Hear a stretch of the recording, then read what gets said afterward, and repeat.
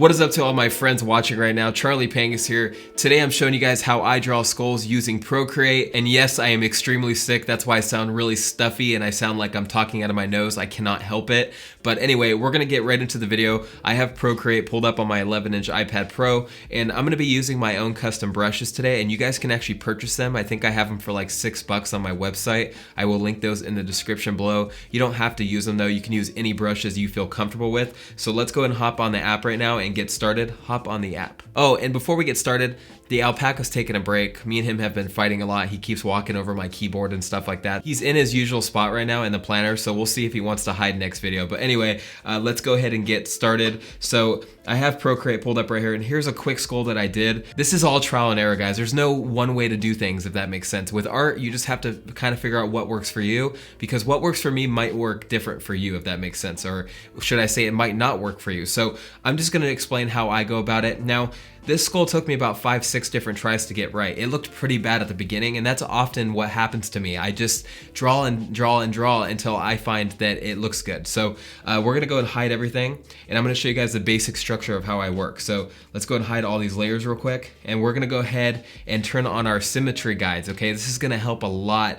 It's gonna help us basically only have to worry about one side of the face or the skull versus having to worry about the entire thing. Turning on symmetry is really easy. You just want to go to the wrench icon right on the right hand side of gallery, and you want to go to edit drawing guide and make sure symmetry is checked on the bottom right here. Mine is already checked, and then you want to hit done, and then after that you can basically place your guide wherever you want it. I have mine directly center, which is what I want for drawing skulls. So from here we want to create a new layer, since we're not going to work with those other layers, and we want to make sure this layer is actually drawing assisted. So if your layer doesn't have drawing assist on, just go ahead and tap on the layer once. It's going to pull up a menu, and then you want to hit drawing assist, and after you turn on drawing assist, it's going to say assisted under your layer, and that's how you know it's working. And if you want to, you can go to your brush and you could just basically start drawing and make sure it's working. So anyway, I'm using again my brushes that I created. If you guys want to purchase these before watching, you guys can go to my website. I have that linked below for you. They're really good for sketching, tracing, and texturing. So if you guys are interested, like I said, check them out in the description below. What I want to do is use my pencil sketcher first, because we're going to do a rough sketch.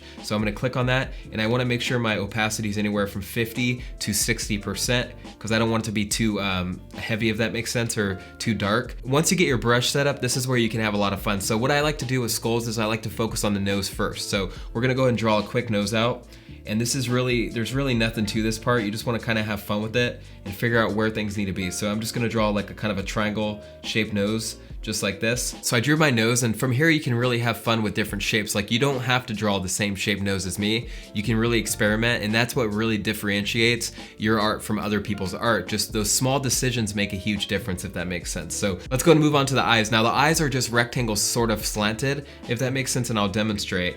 And you kind of want to round them eventually, but for the most part they start off kind of boxy, just like this. For the most part, I like to kind of start off with the rectangle and kind of start rounding them eventually. So that's about what I would do right there. I think that looks pretty good, and they're in the right position, I think. So from here, what I would do is I'd make sure I have my center line kind of established. What we're doing is we're working in steps, and we're really taking our time to get each shape correct, because that way we don't have to do more work later on, right? So I already have my eyes and my nose, and I have my center line established.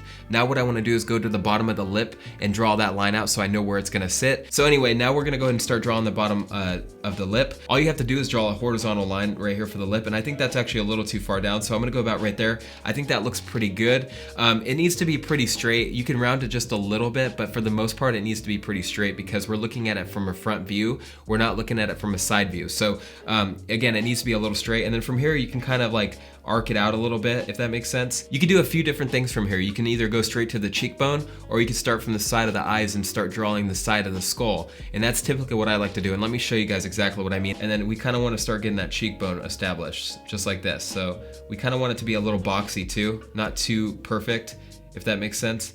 And then that looks pretty good. And then we can kind of just finish off the skull just like this. See? Now I don't like the way the top of the skull looks, so I'm just gonna erase it and redo it. Everything's trial and error, guys, so we're just gonna keep drawing this until we're happy.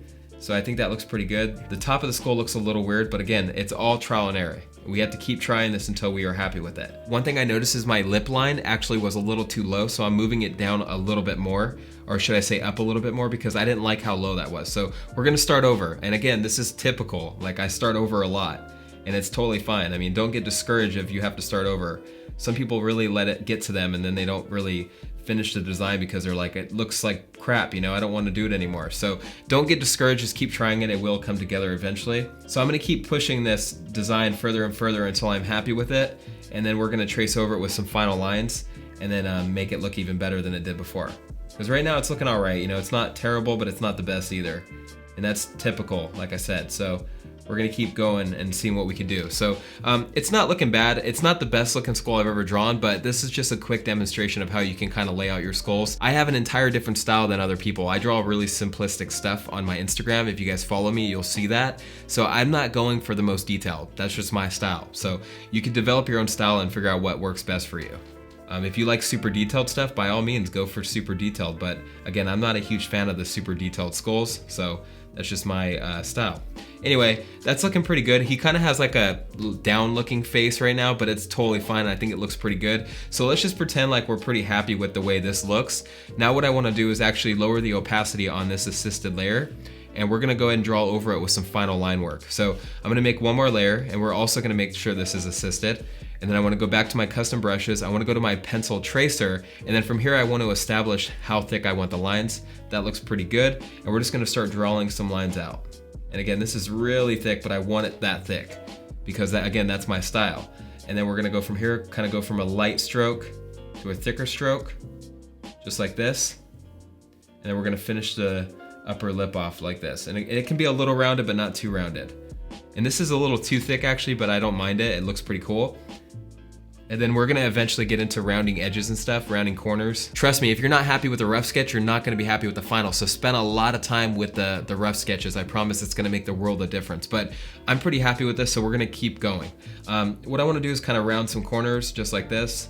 And then from here, I'm gonna go to the eyes. So we're just gonna get those eyes in there, nice and bold, just like this. Those are looking kind of sad, so we're gonna keep doing this until we're happy. I don't want to spend too much time on this, but I want you guys to get the general idea of it down, if that makes sense. So from here, we're gonna go to the nose. The nose is looking a little too round, so I kind of want to adjust it just a little bit, and it's okay to make micro adjustments to the final. I think that looks much better, and we're gonna make it a little pointy. Why not? Just like that. So I think that looks pretty good. From here, what I can do is just kind of fine tune it even further. So thicken lines that need to be thickened. Like this one looked a little funky, so we're just gonna mess with that. Now you guys have a general idea, and from here, I'll take it a little step further, right? I'll add some shading and stuff like that, which I'm not gonna get into in this video. At this stage, I like to add a couple more lines to give the design a little bit more pop, if that makes sense. So I'll demonstrate real quick. So I'm gonna go to the eye, and I'm just gonna draw a quick little line like this. And I really wanna make this subtle, but you'll see what I'm saying in a second. So I'm just gonna make it very subtle, just like this. And if I zoom out, you can see that the eyes have a little bit more character now, and I'll do that for the nose even too. So basically we're adding some accents, if you will, to the line work that we just did. It's kind of just decorating it a little further. And then from here, I'll create one more layer that's not assisted, and I'll draw the teeth. For my skulls, I don't draw all the teeth. I don't know why that is, but I like them kind of sporadic. So I'll just do that real quick. So I'm just gonna draw one right here on this left side, and I'll make a little gap right here, draw one right here, and then maybe I'll even draw one right here, just to make it look like he's missing some teeth. And that's basically how I draw my skulls. And then from here, I would add some shading, maybe some additional accents and stuff like that, but that is how I do it, guys. I hope you guys enjoyed my approach on drawing skulls using Procreate. If you did, let me know in the comment section below. I make videos like this one every single week, so make sure you are subscribed so you never miss another video. But guys, that is it for me. Keep creating, keep being awesome. I'll catch you guys in the next one. Peace. This is the alpaca, guys, that I'm hiding in all my videos pretty much. Look at him. And this is all because my girlfriend put him in my office and she said, hey, keep him. And then I turned my videos into a freaking Where's Waldo book, pretty much. So anyway, we need to come up with a name for him, guys. I don't know what to name him yet. Somebody said Benji. I thought that sounded kind of cool, but I want to hear some more name suggestions for this alpaca stuffed. I don't even know what to call him. He's not even a stuffed animal. He's like a stuffed wire figure because he's made out of wire. Anyway, we're gonna put him back in his home. I'll see you guys later.